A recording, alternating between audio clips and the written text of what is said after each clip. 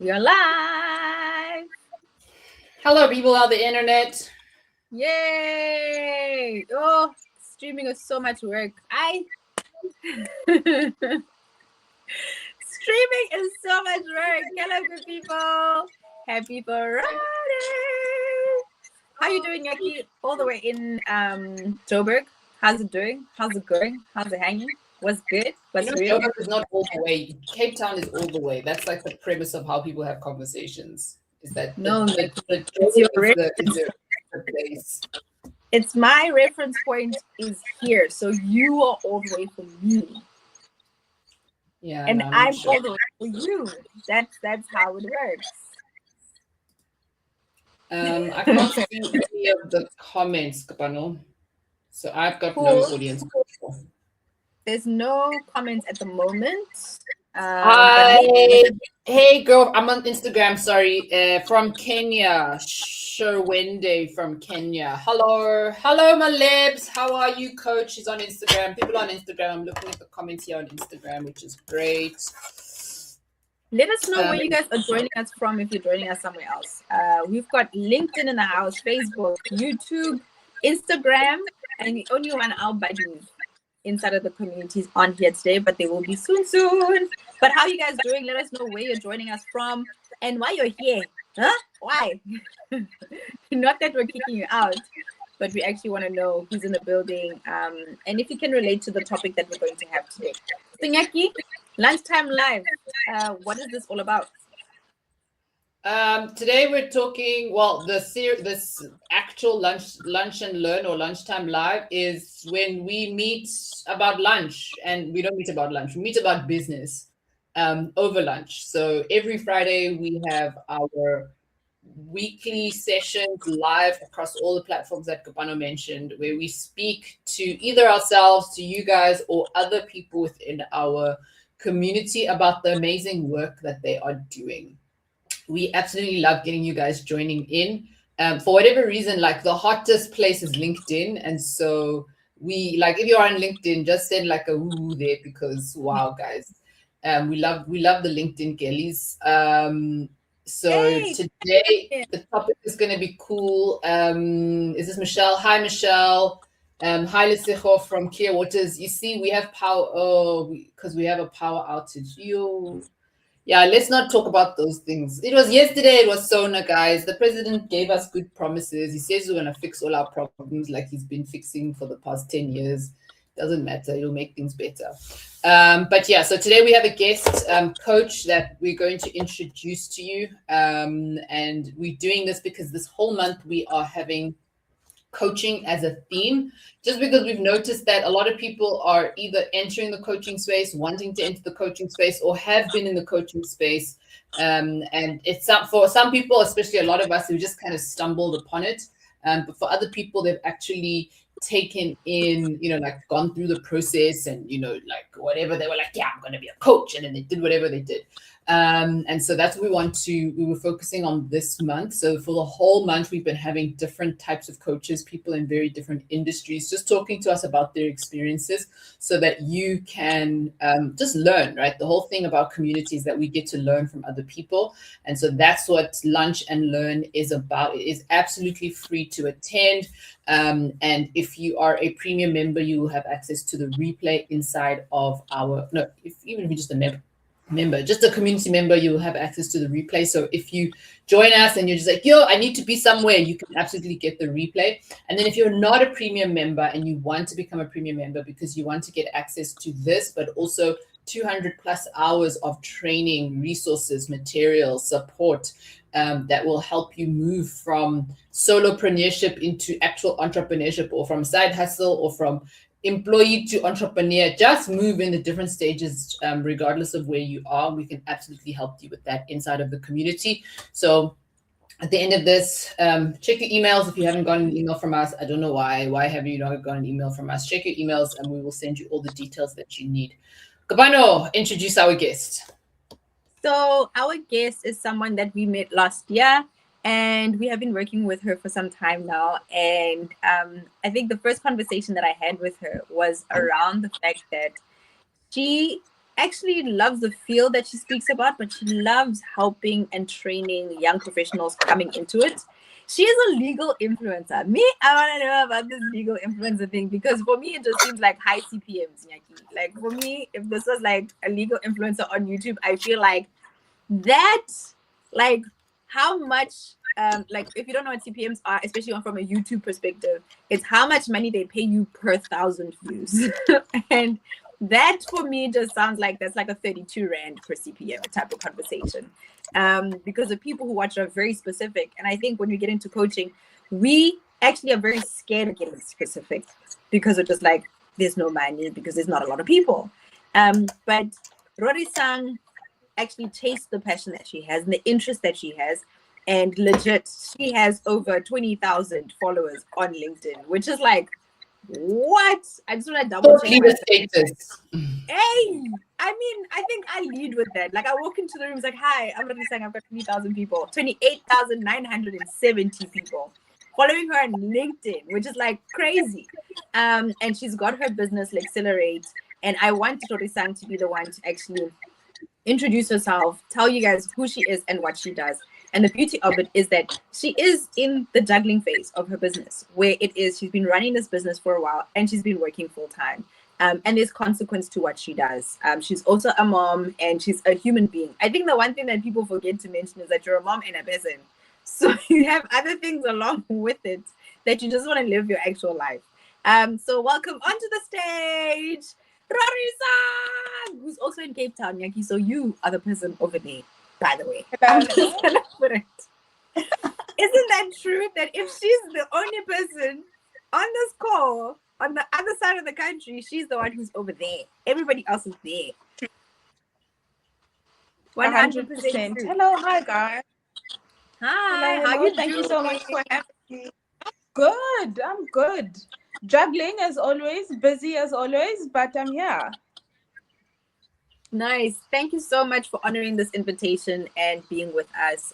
We really appreciate it. I think especially in the juggling phase, we know that this one specifically is very valuable because you literally gave us your lunch. It is very valuable. So Rorisang, please tell us who you are and what it is that you do. Thank you so much for the warm welcome. So I'm Rorisang. Most people know me as Rory. I am a lawyer, so I have a serious big girl job. I've been a lawyer for almost 18 years now. And just to trace my career, I started in-house, did work overseas a bit as a lawyer, and now I'm actually working in banking as a property finance lawyer. So my day job is advising on commercial property finance transactions day to day, and that's actually a very demanding job. As you mentioned, I'm also a mom, I'm also a wife, and so there's that dynamic that I constantly need to manage.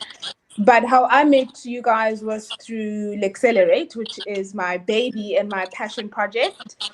And Lexelerate is a company I actually started 5 years ago. And through Lexelerate, I have become a legal influencer, as you said, but I'm sure we'll get into that just now. But Lexelerate is actually a company through which I provide a lot of mentorship for young lawyers coming through the legal industry. And the thing about law is that it is very pretentious sometimes.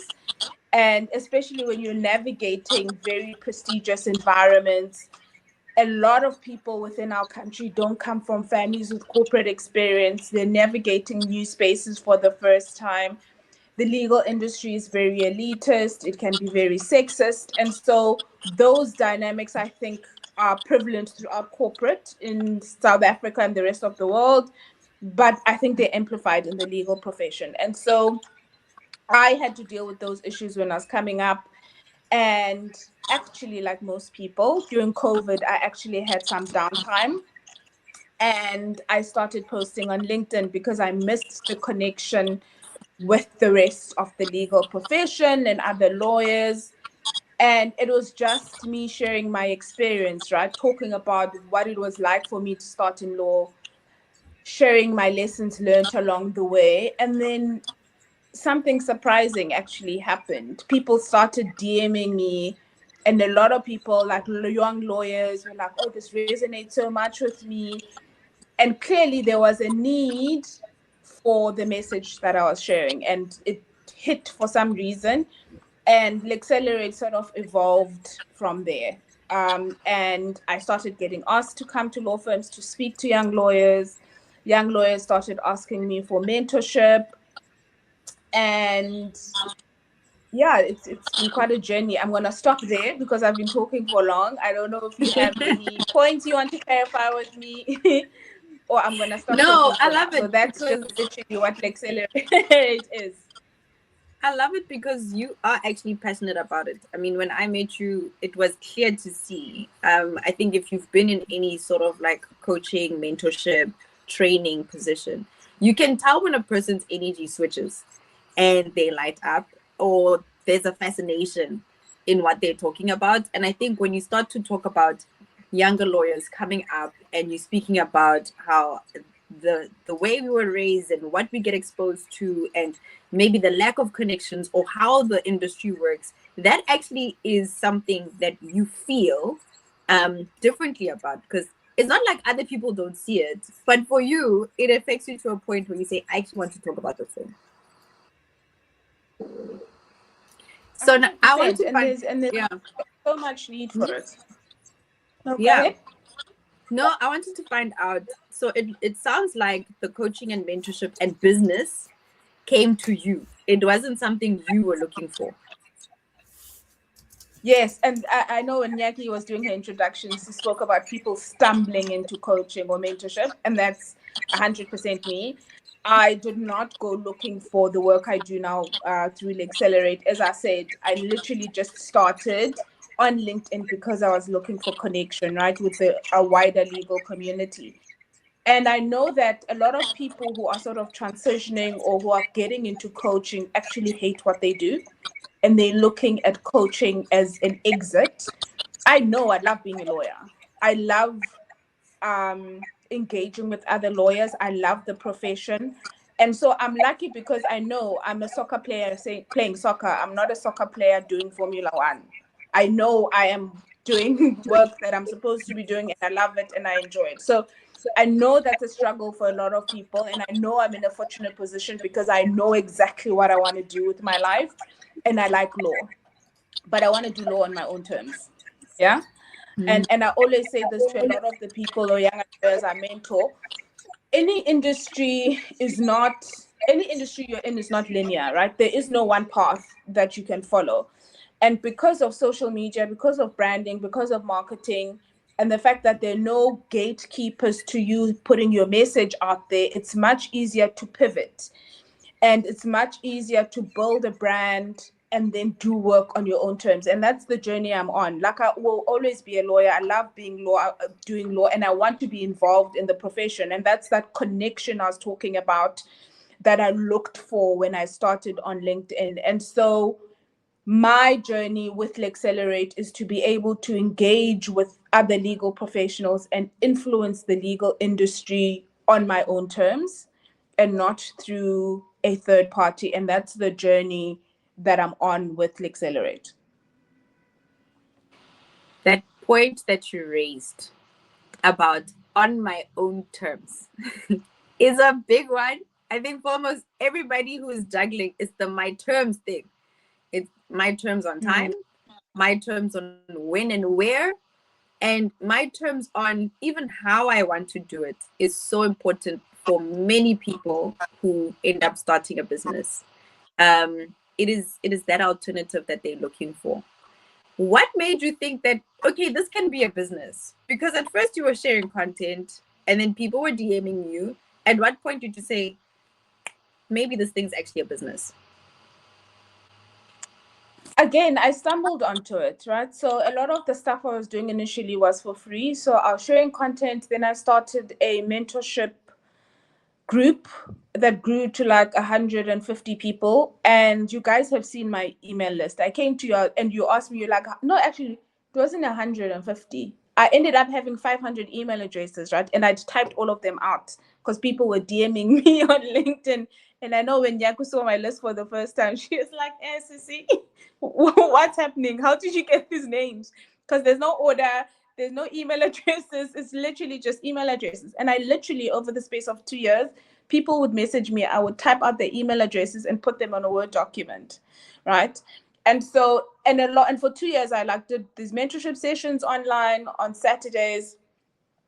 And then law firms started approaching me. Actually, that's how I realized. Law firms started approaching me and they're like, our candidate attorney in this department said they attended your session on a Saturday. Can you come in and talk to our attorneys? And law firms actually have money to train. They have budgets for training. And so that's how I got into more of like a business side of things. And they started paying me to come into law firms to talk to their candidate attorneys. And I sort of had to structure my programs, and I put them into different masterclasses so that it's a product that I can then go out into the market with. And that's how the business started. And then from there, I got approached by UCT to train for them. So Lexelerate does different types of sort of training and mentorship. So I've got my master classes, which I provide directly to law firms. So a law firm will have a training for their candidate attorneys, and it's usually at the start of the year and then sometimes at the end of the year.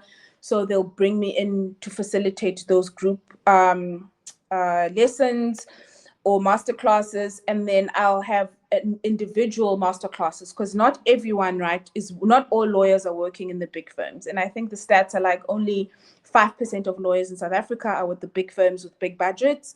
But if you are a lawyer who is in Da'a or in Idukio and the Eastern Cape, and you're working for a one-man show, you still need mentorship. You still need training. And so I am slowly starting to do individual sort of accelerators for those type of lawyers, which don't cost as much as what the big law firms would pay, but are still in line with our mission. And a lot of the stuff that we do through Lexelerate is mission driven, right? And our mission is to democratize access to knowledge for lawyers, whether that's technical knowledge or knowledge around personal development, how to navigate the legal profession, how to succeed in your career as a lawyer. And I know a lot of the themes and the things we talk about are universal. And the one comment I always get, and I know I'll probably get like 4 or 5 of these comments on LinkedIn, specifically because that's the predominant platform I work on. People will say, yeah, but this is applicable to other corporate environments. Yes, I agree with you, but this is also applicable to, the accounting fraternity. And I'm like, I talk about the things I know, right? So my comment is always, I speak about universal themes when it comes to corporate, navigating whatever profession you're on, but literally I've niched down. I know who my target audience is, and I predominantly focus on junior lawyers. I even get comments like, I'm a junior partner.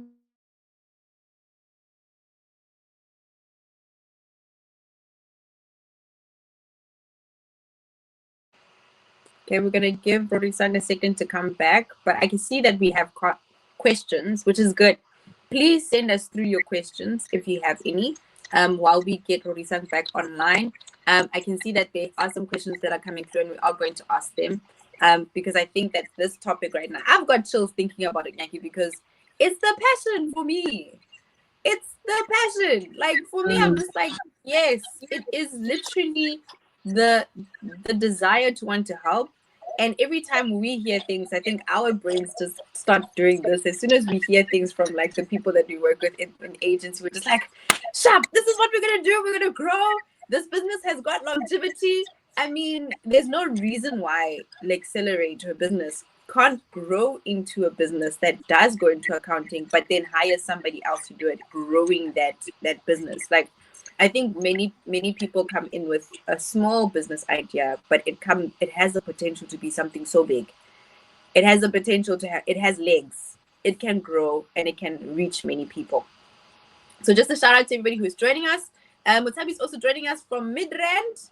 And then Perez Wellness has also got a question about being full-time and appearing on LinkedIn, which is a huge question that we have from many people, which is, how do you manage HR? Don't people make fun of you saying, "Oh, there comes the influencer in the office"? I think that's the big one. It's like, "Oh, here she comes. All right."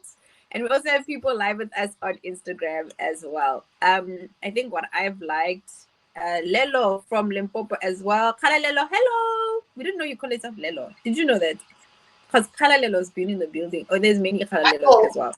Maybe it's a different Kalalelo because I've called I Kalalelo. think so, because we've never. I Yes, think we've it goes got. by car. But anyway. Yeah. Hi, Kalelelo. Oh my gosh, and everybody else who's joining us. There we go. I had exited the studio, but I think we're still very much live. We're still very much live. Okay, cool. I was so scared. I exited the studio by mistake. All right, so let us know where you're joining us from. I'm not seeing anyone on LinkedIn, and LinkedIn is usually the place where it goes down. It's hotcakes on LinkedIn. It's hotcakes on LinkedIn. So we're just waiting for Rorisang to rejoin us again. I think it was a network thing. It probably is. It's a Cape Town network thing. But I think what's interesting is the fact. So number one, two things that she said that maybe I can just highlight. So she started her business 5 years ago, right? And the longevity of business is something that longevity, fortitude, and tenacity in business is something that we kind of like, oh no, she's a big successful lawyer. She must have blown up overnight. No.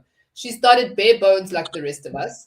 And so like just the tenacity to like live out, even with a clanky system that Nyaki's having heart palpitations about, but still pursuing the passion and still pursuing the income, even if it wasn't, to its maximum, like still having, even if it's just a small system, like she had a document basically that has her email list. That was her system, right? As archaic and as about a shade on Cape Town network. Is it me though? Is it me or am I not just telling the truth? Yankee's always shading on Cape Town. Can I please just tell you, Yankee, you should take Cape Town. So. Guys, I spent 10 years in Cape Town. I have no animosity towards Cape Town. I've just finished it. You know, Cape Town is like that ride. It's like Goldry City. It's like, how many times can you go to Goldry City? I was there 10 whole years. I know it. I know we don't have, there's no signal in Cape Town. But yeah, so I was saying the longevity and the tenacity of, there's a crackling, but I think it might be you. The tenacity. Can you guys see me and hear me? We can, Rory. Awesome. We'll give you 10 seconds to settle, but yeah, the tenacity and the tenacity of like, being able to start like 5 years ago, but having a system in place, even if it was just that Word document to say, this is where I'm going to put the email addresses. It doesn't matter, but it's going to work somehow it's going to work.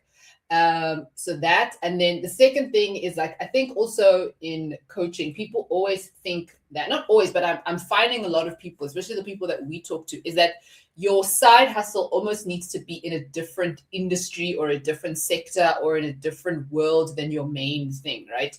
And so that's also like the question for Rory-Sang also. So it's two things, right? So like, how do you draw the line between your side hustle and your main hustle, especially because they're the same industry, right? It's very different if you are Rorisang the lawyer, but now you're doing health coaching, because even your bosses will be like, but you're like, guys, I'm talking about fruit and vegetables. I'm not talking about law. But now you're literally at work, you're talking about law. And then when you knock off at 5, you're also talking about law. Obviously different, because you do different, I suppose, different types of law in that. Well, not really, actually, because you're teaching people the same thing that you do at work, right? So the intersect, but also like, I don't want to say like, it's not going to be legal advice, guys, but just the legalities or the compliance around. My main hustle is property law, and then my side hustle is teaching people property law. Like, can you talk to us around that, how you navigate that? And then second to that is how you show up online, right? So like, where do you get the krach to show up online? Hello guys, I'm an influencer. I have so much to say, guys. How much time do you have? Do you have the whole afternoon? Go for it. Okay, so first question, managing the conflict of interest. right? And with law, it's very important, right? Because we have a fiduciary duty, etc., and the standard for compliance and ethical behavior is at a much higher standard. And there is the way I manage it, or the way I've been able to manage it, is because there is no direct conflict between what I do as well as the coaching and mentorship side. So day to day, what I do is property finance. I draft contracts for big commercial developments, and my work, or the scope of my work, is actually to just draft contracts. So I could never go and have a side hustle where I'm drafting contracts for people on the side. That would be unethical, right? It would be a direct conflict between what I'm doing. And I get approached, right? Because I have a brand now. I get approached all the time for people who are like, oh, we see you in property finance. Can you do this type of work for us? And for me, that is crossing the line and is unethical behavior. And so I don't do, outside of work, I don't give legal advice. I don't draft contracts. And even if it's not directly property finance, anything law related where I have to draft, give legal advice, I don't do it. And there is obviously then no conflict of interest between what I do day to day, because what I do for Lexelerate is literally career advice, career development, and then advising people on, how to progress and how to navigate the legal profession. I do have a course on property finance, right? But I was not hired by my current employer to, for property knowledge. That is knowledge I've gained. So remember, when you're sort of navigating that or having those conversations with your employer, your legal knowledge or your knowledge of your industry is knowledge that you have, right? You study the degrees, it's experience that you've accumulated over a long period of time, and they don't have ownership or IP rights over that. And you can definitely monetize that without it being a conflict of interest. And so I think it will be harder to navigate that conflict if you are a career coach at work. If you're hired by a company to give coaching advice or training advice, it's going to be very difficult to then do that on the side because it's going to conflict with what you're doing. But that I've found in a lot of instances that's not the issue. A lot of people want to coach on something that could be related to their industry, but it's not what they do day to day. And then the other thing is coaching in something or training in something that you already know is low-hanging fruit because you already know it, right? So if you are looking for coaching or if you want to do training or a job don't go and do like coding and IT and you are like an accountant and you've never done it, right? Because you first of all, when you're doing this type of work, you need to know what you're talking about. You need to have authority. You need to be trusted in the industry. And you don't accumulate that in a year or 2 years or 3 years. It can take you a decade to accumulate that knowledge. And so if you already have the knowledge, use it, right? Don't go and try and start something new and learn how to code, yeah? So focus on low-hanging fruit. And I know there's a lot of talk currently about AI and all of these fancy, shiny objects. And at the end of the day, what will make you money is something tangible, where this is the service I'm providing, this is the value that I'm providing, and it's easy for me to be able to monetize it quickly as opposed to try find something new.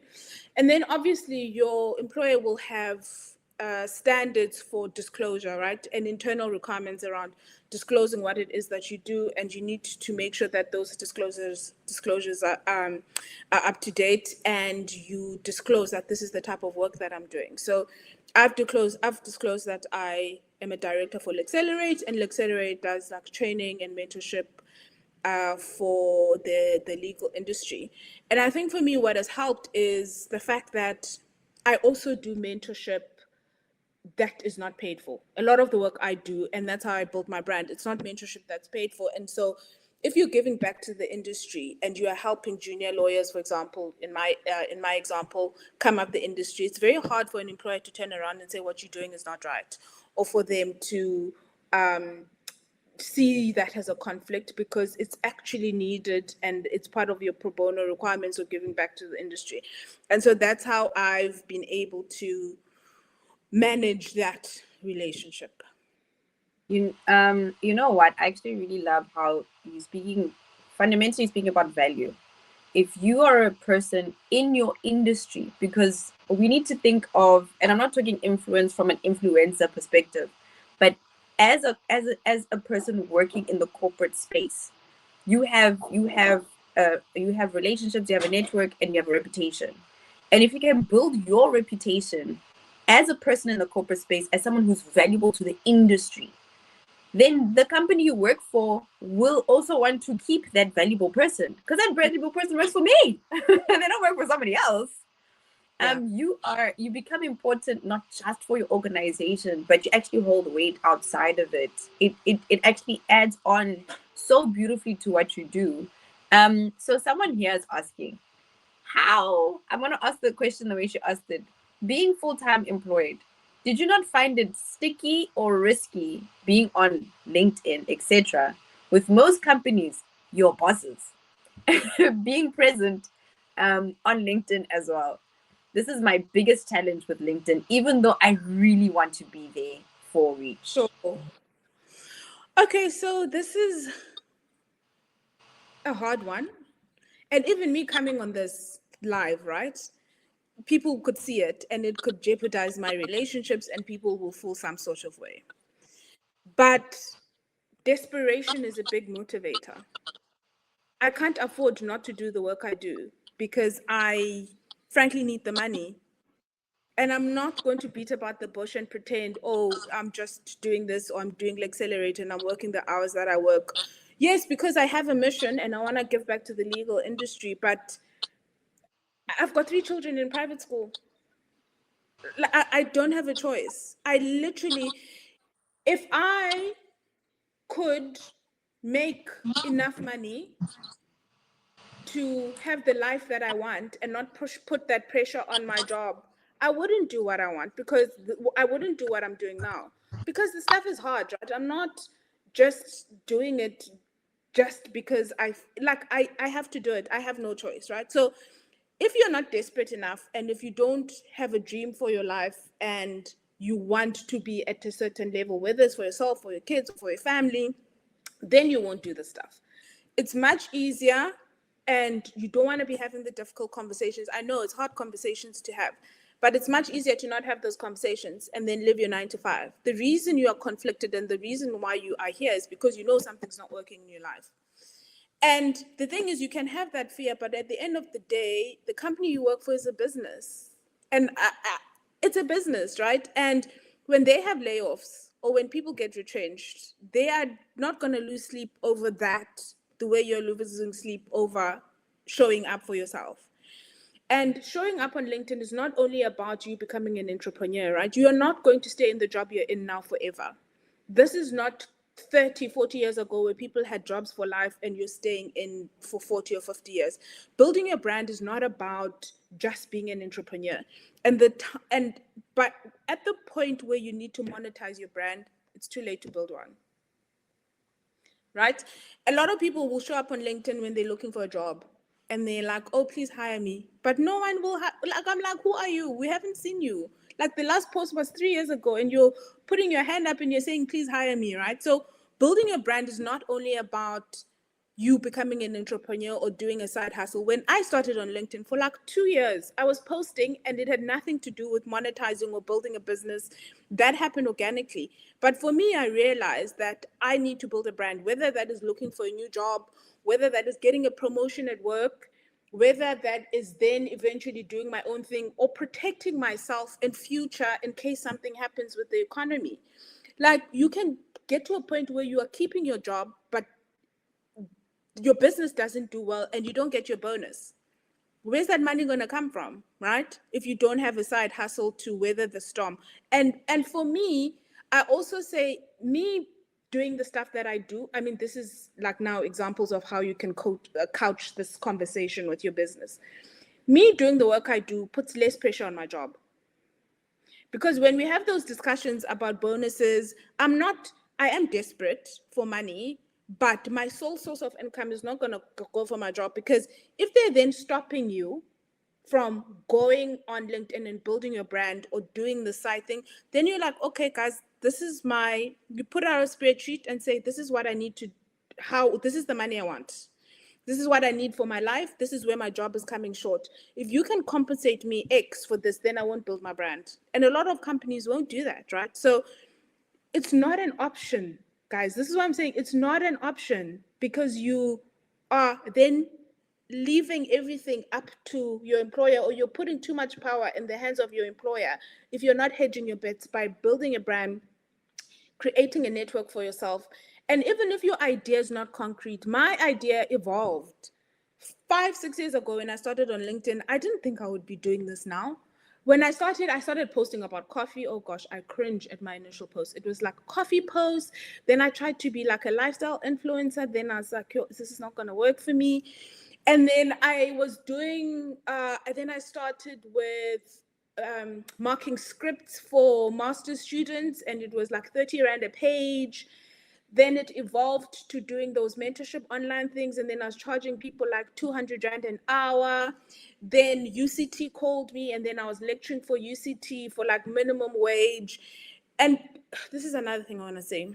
Do not despise, what's it saying? Do not despise small beginnings, right? So if you're charging 100 Rand or making 50 Rand here, 20 Rand there, it's better than not having it, because no one's just going to give you 100 Rand. So this thing will evolve. It does not happen organically. But you need to get over your fear. You need to get over your fear, because there's too much risk in not doing it. There's risk of you not being able to get promotions at work because you're not seen in the industry. And even if you're starting with just posting about your company or your industry, and then you start getting invited to conferences, you start getting to speak, and you're speaking for and on behalf of your company, that is you building a brand, right? That is you not putting yourself in a position where if you're looking for a job in the next 2 or 3 years, you're going to struggle. That is you putting yourself up for promotion. So there's a lot that can be derived from building a brand, and it's not just about you making 100 Rand here or 1,000 Rand here or 20,000 Rand here on being an entrepreneur yourself. You can start being an entrepreneur at work within your own organizations and be like, I'm building a brand. I want to get a promotion, so I need to be visible in the industry. I want to get another job that's more higher paying. I need to be visible in the industry. And then the entrepreneurship thing can follow after that. But not posting out of fear, I think. And sometimes, one more thing before I keep quiet, a lot of people say, I have a fear because of third parties. And I think a lot of it is a lie. I think a lot of people blame the employer and say, oh no, I'm not posting because these people are going to say this. Actually, you are just scared of being judged on LinkedIn. The fear is not the employer. The fear is you, where you're like, I don't think I'm good enough. I don't know what to say. People are going to judge me. My friends are going to think I'm being ridiculous. And again, my fear of poverty is more than my fear of being judged. I have no choice. Like, I can't emphasize this enough. I have no choice. I'm just scared of being poor, guys. So I'm scared, right? I've never done a live. I'm here doing a live because I'm like, the things must be done. I'm scared of showing my face. I'm scared of being judged. All the things, but I'm more scared of being poor. I'm going to stop now.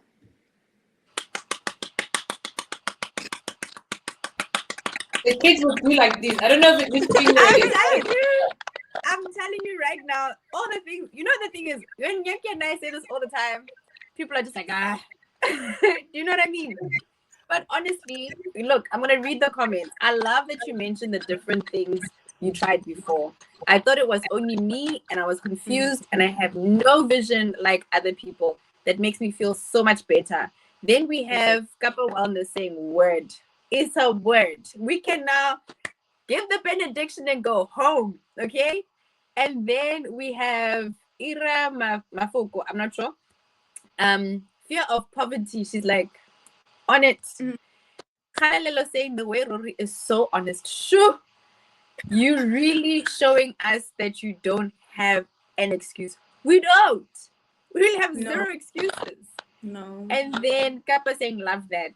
More scared of being poor. Khalelo, the fact that you mentioned that you evolved, you gave yourself permission. And on Instagram, we have this is so valuable.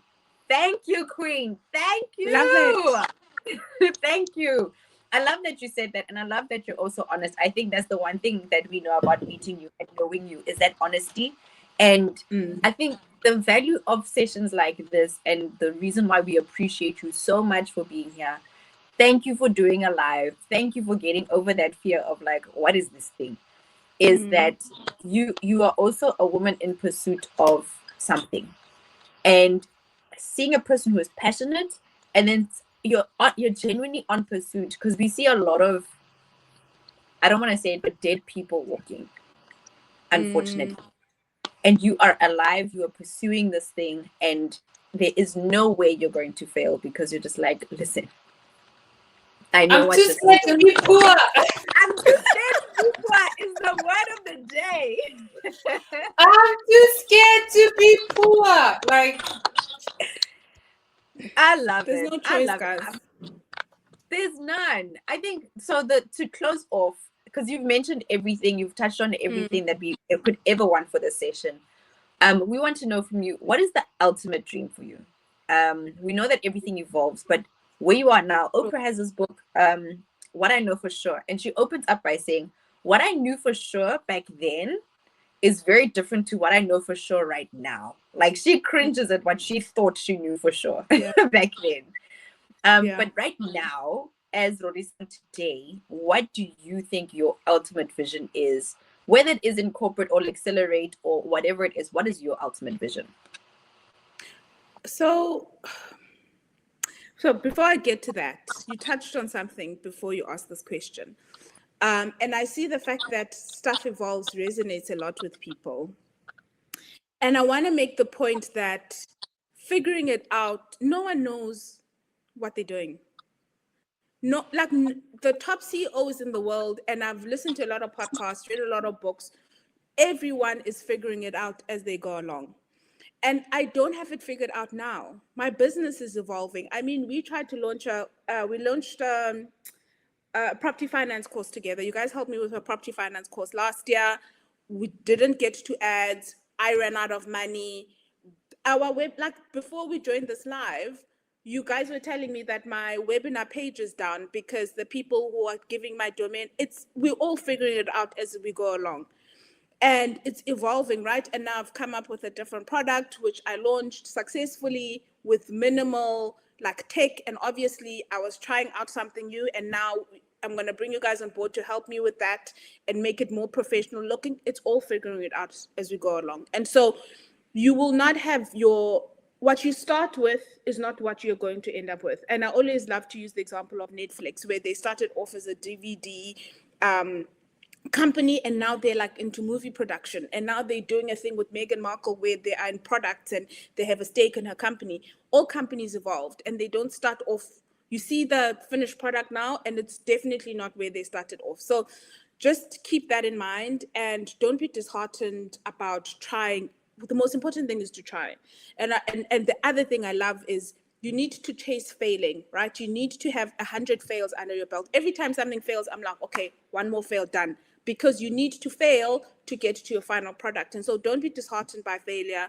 Try out different things, and you will figure it out as you go along, because we all don't have it figured out, right? So that's the one thing.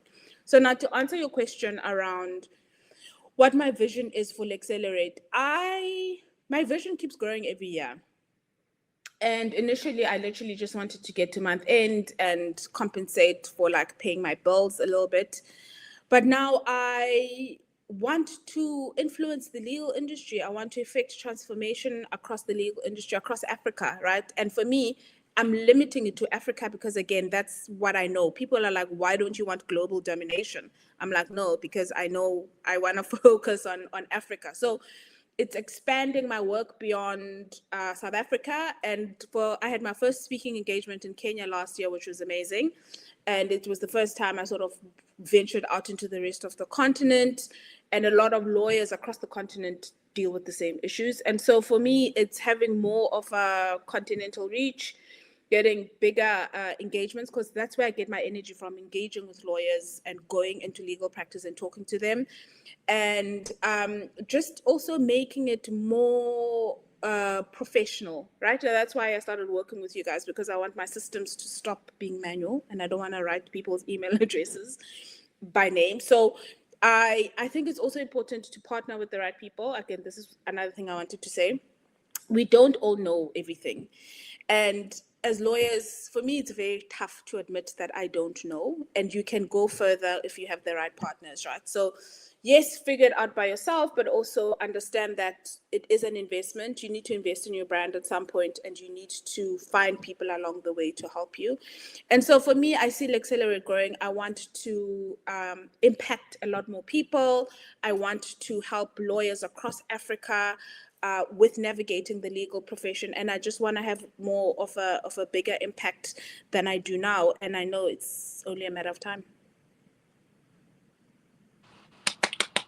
I'm a happy person. This has been gold, right? Vinyl Architects, which is interesting because she's saying she had to jump off for an employer's meeting, which is interesting. Yeah. This has been invaluable. Thank you so much, Rori and Tabshi is. Necessary tough love. Sorry, I'm reading comments on Instagram. Can you see the comments on Instagram? Yeah. Oh, sorry, I thought you didn't see it. My edges are gone. Pardon, my edges are gone. Needed this straightforward, also Nyaki vibes, whipped into building ourselves. Love it. The necessary tough love we needed. I didn't know I needed more motivation till this. Love this. This is so valuable. Thank you. Thank you for the conversation. Very informative and encouraging. Good job, Rory-san. Thank you so much, Rorisang. We know we're going to be seeing so much more from you, yes. And we're going to be following your journey as well. I think the most motivating thing is that you don't only see yourself in your little company or in the company that you work for. You see yourself impacting the industry continentally, because you know what you are passionate about goes so much deeper than that. You want to be a valuable person to the world that we live in, and honestly, value is rewarded. As long as you are putting in value, that value is rewarded. And we are going to be there to make sure that there's a price tag on it. And it gets paid automatically. Nyaki, any final words from you?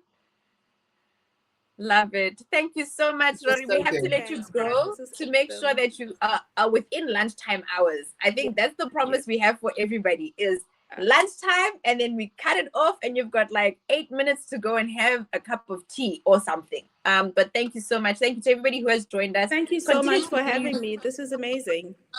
Love it. Thank you. Leave your comments and your encouragement, and please share this to everyone, because I think for every corporate girly, this is exactly what they needed to hear. Thank you so much, good people, and have an amazing afternoon. Thank you. Goodbye. Bye.